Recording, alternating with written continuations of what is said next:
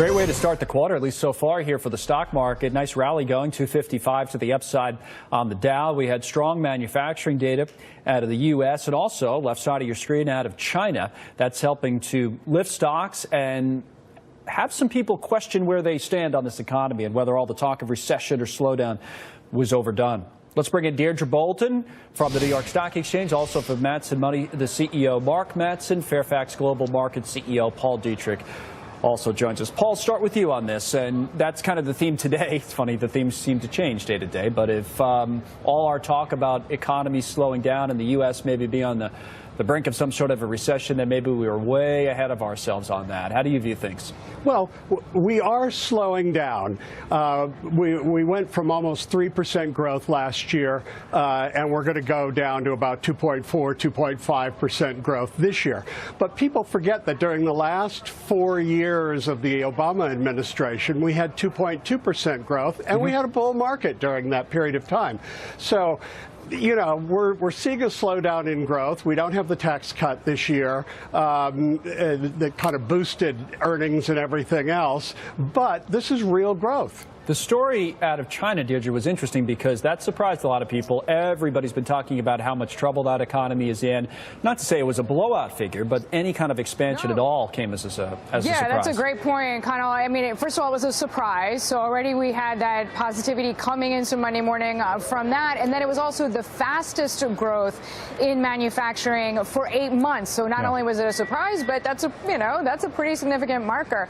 So a lot of the traders here this morning were talking about that, saying, listen, we didn't even really have to look too much at the pre-market action just coming in today. We knew this was going to be a day in green, and that's certainly what we're seeing. And even just looking at the breakdown, if you like, of sectors that are outperforming, you know, financials doing particularly well, also industrials, that's another very strong spot, and energy, as you've been talking about with some of your guests, price of oil. Mark, what's your read? Well, Connell, you said it. Surprise. All the knowable and predictable information is already in stock prices. So when a surprise comes up, markets go up. Investors need to be diversified long term. And that doesn't mean just the United States. That means diversified internationally. So China, Asia, Europe, most investors are too hyperly focused on the U.S. And they miss the global diversification opportunities. Let me ask you as sort of a follow-up, Mark, on that about what if we do get this trade deal in the relatively near future with the Chinese? I'm saying in the next couple months, say. Is all of that priced in already, therefore it wouldn't be a surprise? What do you think the market has in the system already?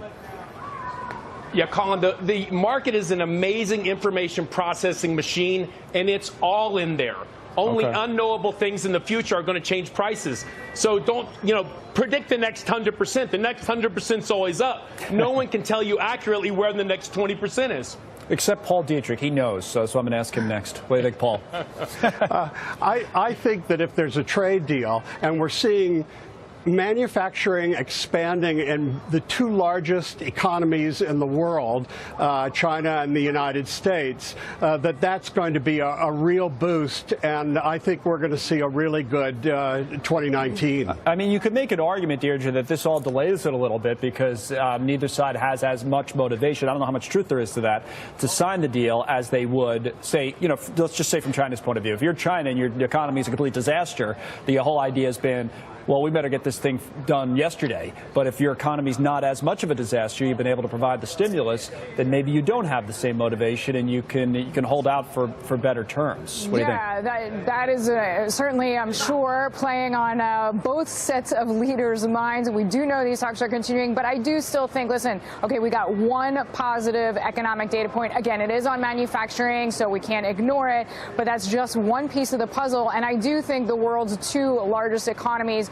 do want to find some kind of framework. It is definitely in both sides' best interest. I hear what you're saying, that maybe China gets a little bit more wiggle room ahead of the talks later this week.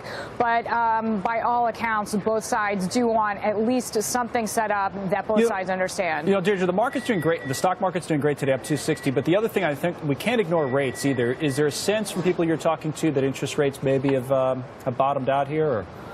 Well, yeah, and I think that's mostly what we've heard from the Fed, right? The last time that we heard from the chairman, Jay Powell, he basically said no more interest rate increases this year and, maybe one, maybe two next year.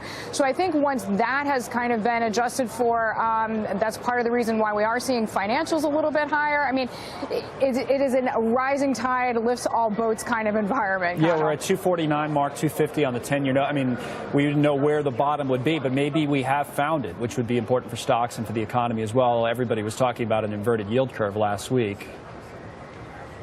Yeah, it's hard to predict interest rates, too, but I don't see any long-term inflation kicking in. But investors should be diversified globalists. Look, U.S. stocks, 146% on the S&P the last 18 years. International small stocks, 320%. Emerging market stocks, 550. So stop trying to predict interest rates. Start looking globally to invest your money. I'm getting the theme there from Mark Matson. I see where you're going. All right, Deirdre, Mark, and Paul, thanks to all three of you. We appreciate it.